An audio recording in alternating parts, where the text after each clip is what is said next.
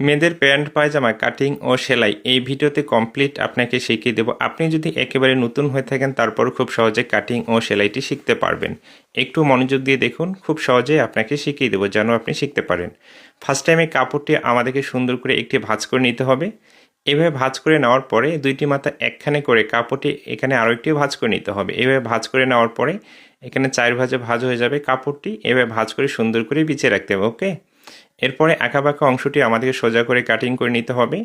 সর্বপ্রথম আমরা যে কাজটি করব, নিচে 1/2 ইঞ্চি সেলাই মার্জিনে কাপড় রেখে এরপরে আরও 3 ইঞ্চি কাপড় রেখে একটি মার্জিন করতে হবে। এই সাইড থেকে আমরা 2 ইঞ্চিতে একটি মার্জিন করব। পায়ের মুখের মাপটি যত ইঞ্চি নেব সেটাকে 2 ভাগ করে 1 ভাগে মার্জিন করতে হবে এবং সেলাই মার্জিন 1 ইঞ্চি এক্সট্রা নিতে হবে। এই মার্জিনে ফিতাটি রাখার পরে সম্পূর্ণ কাপড়টি এখানে 35.5 ইঞ্চি আছে, এখানে একটি মার্জিন করতে হবে।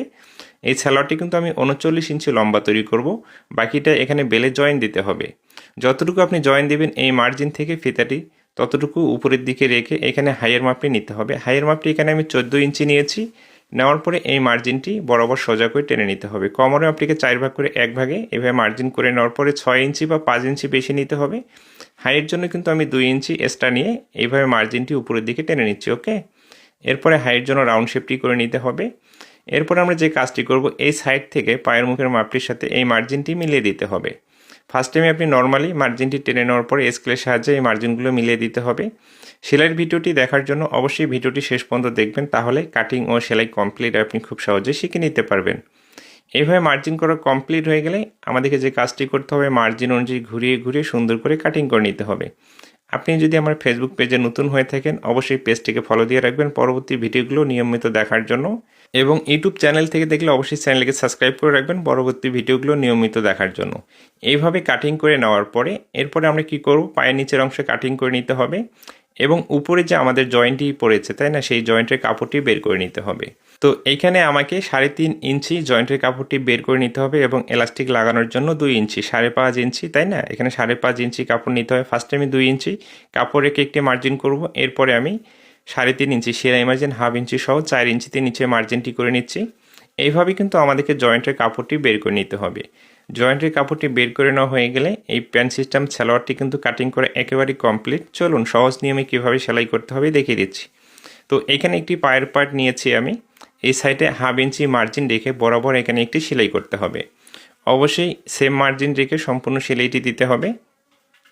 তো এইভাবে সেলাইটি দেওয়া কমপ্লিট হয়ে গেলে এরপরে যে কাজটি করব আমরা, দেখুন এইভাবে পার্টটিকে ওপেন করে রাখবো। ওকে, এভাবে ওপেন করে রাখার পরে এখানে একটি চাপ সেলাই দিতে হবে। 1 ফিট মার্জিন রেখে সম্পূর্ণ অংশটিতে কিন্তু বরাবর এই চাপ সেলাইটি দিয়ে নিতে হবে। দুইটি পায়ের পার্ট আমাদেরকে একই নিয়মে তৈরি করতে হবে, তাই একটি পায়ের পার্ট কমপ্লিট আপনাকে তৈরি করে দেখাচ্ছি আমি।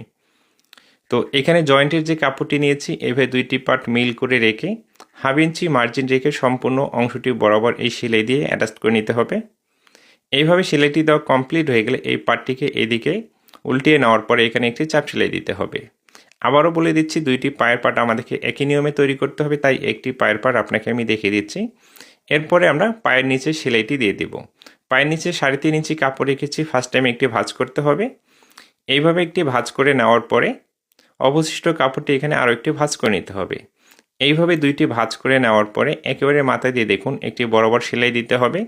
প্যান্ট সিস্টেম পায়জামা আপনি পায়ের নিচে কিন্তু আপনার রুচি অনুযায়ী যে কোনো ডিজাইন আপনি দিয়ে তৈরি করতে পারেন। এখানে একটি নর্মাল ডিজাইন আপনাকে আমি দেখিয়ে দিচ্ছি। এরপরে দুইটি মাথা একখানে করে পায়ের মুখের মাপটি আপনাকে ফিতা দিয়ে মেপে এখান থেকে সেলাইটি শুরু করতে হবে। অবশ্যই যখন এই সাইডে আপনি সেলাইটি দেবেন এইখানে কিন্তু 2টি করে সেলাই দিতে হবে। আমি একটি সেলাই দিয়ে আপনাকে দেখিয়ে দিচ্ছি। সেলাইটি দেওয়া কমপ্লিট হয়ে গেলে এক্সট্রা সুতোগুলো কাটিং করে ফেলে দিতে হবে। এখন আমাদেরকে হাইটি জয়েন্টটি দিয়ে নিতে হবে। এইভাবে একটি পার্ট ওপেন করে রাখতে হবে, আরেকটি পার্ট এইভাবে রেখে দুইটি পার্ট সুন্দর করে মিল করে রেখে এখানে হাইটি জয়েন্ট দিতে হবে। অবশ্যই এখানে 1/2 ইঞ্চি কাপড় সেলাই মার্জিনের জন্য রেখে এই জয়েন্টটি দিতে হবে।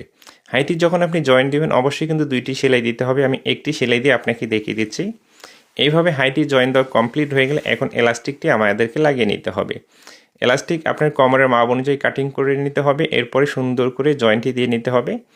এলাস্টিকের জয়েন্টটি যেন খুলে না যায় সেদিকটা লক্ষ্য রেখে আপনাকে জয়েন্টটি দিতে হবে। এরপরে এলাস্টিকটিকে এইভাবে বসিয়ে কাপড় দিয়ে ঢেকে এলাস্টিকের কাজ ঘেঁষে কিন্তু সম্পূর্ণ অংশটি আমাদেরকে সেলাই দিয়ে নিতে হবে। এলাস্টিকটি যখন এইভাবে লাগানোর পরে শেষ হয়ে যাবে এই সাইড থেকে টেনে টেনে বের করে নিতে হবে। নেওয়ার পরে সম্পূর্ণ অংশটি আপনি দেখবেন এইভাবে মেকআপ হয়ে গেছে এলাস্টিকটির মাধ্যমে। এইভাবে এলাস্টিকে একটি সেলাই দেওয়ার পরে ঠিক মাঝখানে কিন্তু আরও একটি সেলাই দিয়ে নিতে হবে। আপনি যদি এলাস্টিক বা রাবার লাগানোর আরও বিস্তারিত বুঝতে চান বা শিখতে চান, এই বিষয়ের উপরে আমার বিশেষ ভিডিও আছে, আপনি পেজের ভিতরে যেয়ে সেই ভিডিওটি দেখতে পারেন। ঠিক মাঝখানে এইভাবে বরাবর একটি সেলাই দিয়ে নিতে হবে। মেয়েদের প্যান্ট পায়জামা কীভাবে কাটিং করতে হবে, কীভাবে সেলাই করতে হবে, আশা করি এই ভিডিও থেকে আপনি সহজে বুঝতে পেরেছেন বা শিখতে পেরেছেন। নেক্সট টাইম থেকে আপনি নিজেও তৈরি করতে পারবেন। ভিডিওটি শেষ পর্যন্ত দেখার পরে যদি ভালো লেগে থাকে অবশ্যই পেজটিকে ফলো দিয়ে রাখবেন। ভালো থাকবেন।